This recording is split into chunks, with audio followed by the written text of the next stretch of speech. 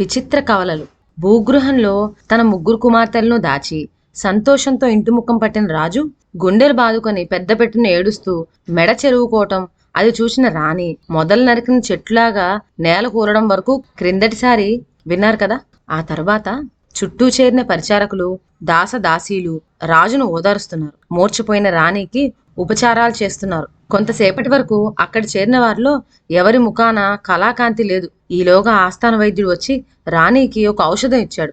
మరికొంతసేపటికల్లా రాణికి స్పృహ వచ్చింది. అప్పుడు రాజుకి కాస్తంత స్థిమితం చిక్కింది. తరువాత ఆస్థాన వైద్యుడు రాజుని అడిగేసరికి ఆయన ఇలా చెప్పసాగాడు. అలవాటు చొప్పున దాసీలతో సహా పిల్లలను వెంట తీసుకొని మన తోటలో షికారుకు పోయాను. ఈ 4 ఏళ్లలోనూ అమ్మాయిలు ఎన్నో గండాలు గడిచి బ్రతకటం కల్లారా చూచిమాన్నే కనుక ఎప్పటికప్పుడు ఎంతో జాగ్రత్తతో ఉండటం అవసరమైంది. అందుకని పిల్లలు ఇల్లు వదిలి బయటికి కదిలినప్పుడల్లా వాళ్ళ వెంటనే నేను ఒక 100 మంది సైనికుల్ని వెంట పెట్టుకొని ఉండవలసి వస్తుంది. అలాగే ఇవాళ కూడా తోటలో చుట్టూ 100 మంది సైనికులను కాపలా ఉంచి వాళ్ళ మధ్య నేను దాసీలు అమ్మాయిలను 1000 కళ్ళతో కనిపెడుతూనే ఉన్నాం. ఇంతలో ఒక పెద్ద సుడిగాలి వచ్చింది. ఆ సుడిగాలికి బ్రహ్మాండమైన దుమ్మెరిగి మేము ఒక్క క్షణం కన్ను మూసాం. తిరిగి కన్ను తెరిచేటంతలో 3 రామ్మందులు వచ్చి నా చిట్టితల్లులు ముగ్గురిని ఎత్తుకుపోవడం కనిపించింది అని ఇంకా ఏమో చెప్పబోతుండగా రాణి హా అంటూ విరుచుకు పడిపోయింది. తిరిగి పరిచారకులు ఉపచారాలు చేసాగారు. కొంతసేపటికి రాణికి స్పృహ వచ్చింది. అప్పుడు రాజు తిరిగి ఇలా చెప్పుకుపోయాడు. ఇదంతా ఒక్క లిప్తలో జరిగిందంటే నమ్మండి. అప్పటికీ గబగబా రామ్మందులు ఎగిరిపోయిన దిక్కుకి నేను 100 మంది జనము దాసీలు కూడా పరుగులెత్తాం. నడక అలవాటు లేని నేను వెనకపడ్డాను. కానీ నా పరిజనం మాత్రం శరవేగంతో ఆ రామ్మందు వెళ్లిన దిక్కుగా వెంబడించారు. అయితే మరికొంచెం సేపటికే రామ్మందులు కంటికి కనిపించకుండా మాయమైపోవటంతో నిరాశ చెంది పరివారం అంతా మల్లు ముఖం పెట్టారు.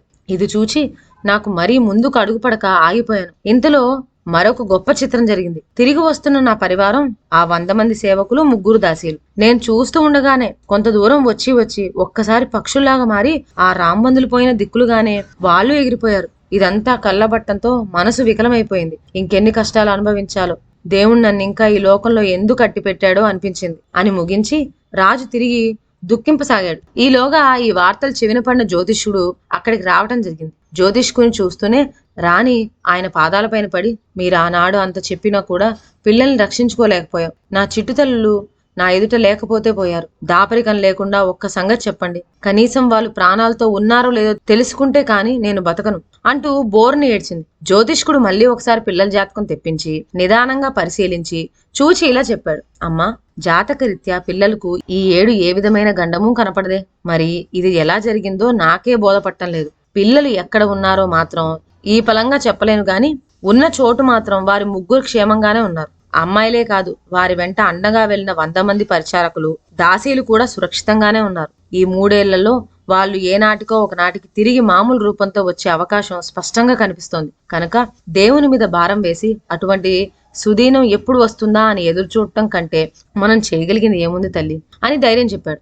రాజు ఇంతకు ముందు పెద్ద పెట్టును ఏడుస్తూ రావటం, ఆ తర్వాత తన విచారానికి అనుగుణంగా అనేక విషయాలు జరిగినట్టుగానే రాణికి నచ్చ చెప్పటం అన్ని రాజు కావాలని కల్పించినవి అని ఈ పాటికి మీకు అర్థమైంది కదా. తన 3 కుమార్తెలు, వాళ్ళతో పాటు బయలుదేరిన 3 దాసీలు, మరో 100 మంది నౌకర్లు కనిపించకుండా పోవటం చూసి రాణి తనను ప్రశ్నిస్తే ఏం జవాబు చెప్పటమా అని రాజు తీవ్రంగా ఆలోచించే ఈ నాటకం కల్పించాడు. పోని భూగృహంలో దాచిన సంగతి వెల్లడి చేద్దామా అంటే ఆ సంగతి తన కుమార్తెలను పొట్టబెట్టుకోవాలని చూస్తున్న దుష్టగ్రహం చెవిన పడుతుందేమోనని అనుమానం.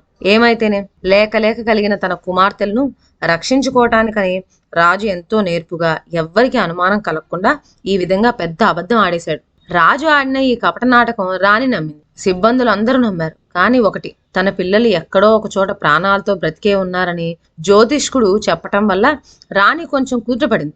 ఎక్కడో అక్కడ బతికి బాగా ఉంటే అదే 10,000 అనుకొని మనస్సులో తృప్తి పడింది. వెంటనే సేవకులను రాజ్యంలో 4 మూలలకు పంపి బిడ్డలను వెతికి తెప్పించవలసిందని రాజును అదే పనిగా వేధింపజొచ్చింది. పిల్లలు భూగృహంలో ఉన్నారని తెలియదా రాజుకి? అయినా రాణి కోరిక ప్రకారం ఆమెను తృప్తిపరిచేందుకు సేవకులను దేశం నలుమూలలకు పంపక తప్పింది కాదు. తక్షణమే రాజుగారి సేవకులు గుర్రాల మీద బయలుదేరి వెళ్లారు. కానీ ప్రపంచంలో బయట మనుషులకు కనిపించే చోట ఉంటేగా పిల్లలు సేవకులకు ఆచూకీ దొరికేది. వాళ్ళు భూగృహంలో సురక్షితంగా ఉన్నారాయి. అందువల్ల బయలుదేరి వెళ్లిన సేవకులు ఒక్కొక్కరై బిడ్డలు కనిపించలేదంటూ తిరిగి వచ్చేశారు. రోజులు గడిచిన కొద్దీ రాణికి బిడ్డల గురించి ఆరాటము, బెంగ హెచ్చు అవుతూ ఉంది. రాజు మాత్రం తెలివిగా నాటకం ఆడి తన పిల్లల సంగతి ఎవరికి ఏమాత్రం ఆచూకి దొరకకుండా కట్టుబాట్లు చేశాను గదా అని మురిసిపోతున్నాడు. కానీ పైకి మాత్రం తన పిల్లలను గురించి బెంగపడుతున్న వాళ్ళలాగా లోకం కోసం దుఃఖం నటిస్తూనే ఉన్నాడు. ఈలోగా రాజు ప్రతిరోజు మూడో కంటి వానికి తెలియకుండా భూగృహంలోకి వెడుతున్నాడు, వస్తున్నాడు. తన ముగ్గురు బిడ్డలు సురక్షితంగా తను ఏర్పరిచిన నౌకరుల అండన పెరుగుతూ ఉండటం చూసి పర్వాలేదు కదా అని నిశ్చింతగా ఉన్నాడు. ఇలా ఒక వారం రోజులు గడిచినాయి. మళ్ళీ రాజుకి ఇప్పుడు మరొక పెద్ద అనుమానం పట్టుకున్నది. ఏమిటంటే తన భూగృహంలోకి వెళ్లి పిల్లలను చూసి వాళ్ళు సురక్షితంగా ఉన్నారా లేదా అని తెలుసుకుంటే గాని ఒక్కరోజు కూడా నిలవలేడు. కానీ మరో పురుగు కూడా తెలియకుండా ఇలా రోజు దొంగతనంగా భూగృహంలోకి వెడుతూ వస్తూ ఉండటం చాలా కష్టమైన పనిగా తోచింది. ఒకనాడు కాకపోతే ఒకనాటికైనా ఈ సంగతి ఎవరికంటనో ఒకరి కంట పడుతుంది. అది ఆ నోట వెల్లడయ్యి తన ఏ దుష్టగ్రహాన్ని గురించి భయపడుతున్నాడో ఆ గ్రహానికి తెలిసిపోవచ్చు. పిల్లల జాడ తెలిసిందంటే ఆ గ్రహం ఏదో విధంగా వాళ్ళని పొట్ట పెట్టుకుంటుంది కానీ మానదు. కనుక ఏం చేయటమా అని రాజు ఈ క్రొత్త దిగులతో కుంగిపోసాగాడు. ఎంత ఆలోచించినా ఏమీ పాలుపోయింది కాదు. ఇలా మరి 4 రోజులు గడిచినాయి. ఒకనాడు రాజు ఆ సాయంత్రమే భూగృహంలో పిల్లని చూసి కొంచెం సేపటి క్రితమే వచ్చాడు. బిడ్డలు సురక్షితంగానే ఉన్నారు.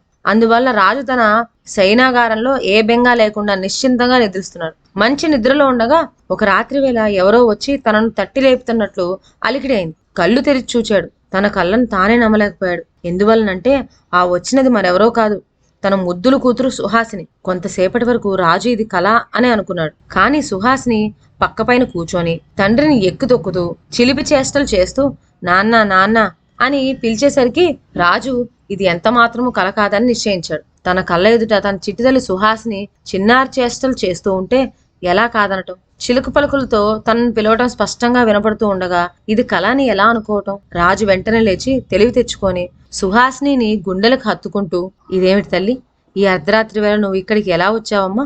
ఏరి మన దాసీలేరి? పరివారమంతా ఎక్కడా? నౌకర్లు ఏమైనారు? ఇంతమందిని విడిచిపెట్టి నీవు ఒక్కరితివే ఎలా వచ్చావు తల్లి? చిత్రంగా ఉందే అంటూ ఒక వంక ఆశ్చర్యంతోనూ మరో వంక చెప్పరాని ఆత్రంతోనూ 100,000 ప్రశ్నలు వెంబడి ప్రశ్నలు కురిపించాడు. సుహాసిని కొంతసేపటి వరకు బదులు చెప్పలేదు. కానీ తండ్రి చేయి పట్టుకొని మంచం మీద నుంచి క్రిందకు దిగమని సైగ చేసి తరువాత ఆ గదిలో ఉన్న ఒక పెద్ద పటం దగ్గరికి తీసుకువెళ్లి అదో ఆ బొమ్మ చూసా అని అడిగింది. రాజుకి ఏమీ అర్థం కాలేదు. నువ్విక్కడికి ఎలా వచ్చావు తల్లి అని అడుగుతుంటే పటం చూపిస్తావేమిటమ్మా? ఆ పటం నీకు కావాలంటావా? అలాంటివే కాదు, అంతకన్నా మంచి మంచి పటాలు ఎన్నో ఇస్తాను. నువ్విక్కడికి ఎలా వచ్చావు ముందు చెప్పు తల్లి అని రాజు మళ్ళీ బ్రతిమాలసాగాడు. అప్పుడు సుహాసిని అదే నాన్న, అదే ఆ పటంలోంచే వచ్చాను అన్నది పాపం అమాయకంగా. పటంలోంచి ఏమిటి, రావటం ఏమిటి అని రాజు కొంతసేపు మదనపడి చివరకు పటాన్ని తొలగించి చూశాడు. పటాన్ని గోడ నుంచి తొలగించటంతో కంటపడిన దృశ్యం చూచి రాజు కొయ్యబారి అలాగే నిలబడిపోయాడు. ఎందువలనంటే పటం తీసివేసిన చోట గోడలో ఒక పెద్ద ద్వారం కనిపించింది. రాజు కాసేపటికల్లా తెప్పరిల్లుకొని కూతురులను వెంటబెట్టుకొని ఆ ద్వారం వెంట లోపలికి పోయాడు. అలా పోగా పోగా అది ఒక స్వరంగం అని రాజు తెలుసుకున్నాడు. అందుచేత బిడ్డను నడిపించక ఎత్తుకొని జాగ్రత్తగా అడుగులో అడుగు వేసుకుంటూ సాగాడు. స్వరంగంలో సగం దూరం వెళ్లేసరికి సుహాసిని పెంచేటటువంటి దాది ఎదురొచ్చింది. సుహాసిని గదిలోంచి మాయమయ్యేటప్పటికీ దాది నిద్రలో ఉన్నది. కానీ మరుక్షణంలోనే మెలకు వచ్చి చూచేసరికి పక్క మీద సుహాసిని లేకపోవటం, అందుకు తగినట్లు గోడలో అది వరకు అద్దం ఉన్న చోట ద్వారం కనిపించడం దాదీకి హడలు పుట్టించింది. ఆమె పిల్లను వెతుక్కుంటూ తనకు తెలియకుండానే ఆ స్వరంగంలోకి వచ్చేసింది. పిల్లను వెంటబెట్టుకొని వస్తున్న రాజును చూచేసరికి ఆమెకు ప్రాణం లేచి వచ్చింది. ముగ్గురు కలిసి తీరా స్వరంగం చివరకు వచ్చి చేరుకునేసరికి అంతకు ముందు అక్కడ సుహాసిని గదిలోకి దారినిచ్చే ద్వారం కనిపించలేదు. రాజు దాది కూడా హడలిపోయారు. ఒకవేళ ఈ స్వరంగంలో దారి తప్పి వచ్చామా అని అనుమానం కలిగింది. రాజు వెంటనే సుహాసిని దాదిని అక్కడే ఉండమని తాను తిరిగి స్వరంగం చివరి దాకా పోయాడు. ఎంత దూరం పోయినా ఒకటే మార్గం కానీ రెండో మార్గం ఉన్నట్లే కనిపించలేదు. స్వరంగం పోయి పోయి మళ్ళీ రాజు గదిలోకే దారితీసింది. అందువల్ల రాజు ఇప్పుడు మరీ భయపడసాగాడు. ఏమి చేయటమా అనే ఆలోచనతో తిరిగి దాది ఉన్న చోటుకు వచ్చాడు. కానీ చిత్రంలో చిత్రం, ఒక్క క్షణం క్రితం అక్కడ తను వదిలి వెళ్లిన దాది కుమార్తె కూడా మాయమయ్యారు. ఇదంతా చూచి రాజుకి పిచ్చెత్తినట్లయింది. ఏమీ పాలుపోక అలా స్వరంగంలోనే అటూ ఇటూ పచారు చేసాగాడు. రాజు అనుమానానికి తోడు అడుగడుక్కి ఈ అవాంతరాలేమిటి? సుహాసిని గతి, ఆమెతో కూడా ఉండే దాది సంగతి ఏమైంది? ఇంతకు రాజు వాళ్ళ జాడ కనిపెట్టగలిగాడా లేదా? తర్వాత ఏం జరిగిందో నెక్స్ట్ వీడియోలో విందాం. అంతవరకు సెలవు. నా ఛానల్లోని కథలు మీకు నచ్చినట్లయితే నా ఛానల్ను లైక్ చేసి సబ్స్క్రైబ్ చేయండి. షేర్ చేయడం మర్చిపోవద్దు. కొత్త కథల నోటిఫికేషన్ కోసం బెల్ ఐకాన్ ప్రెస్ చేయండి. Thank you.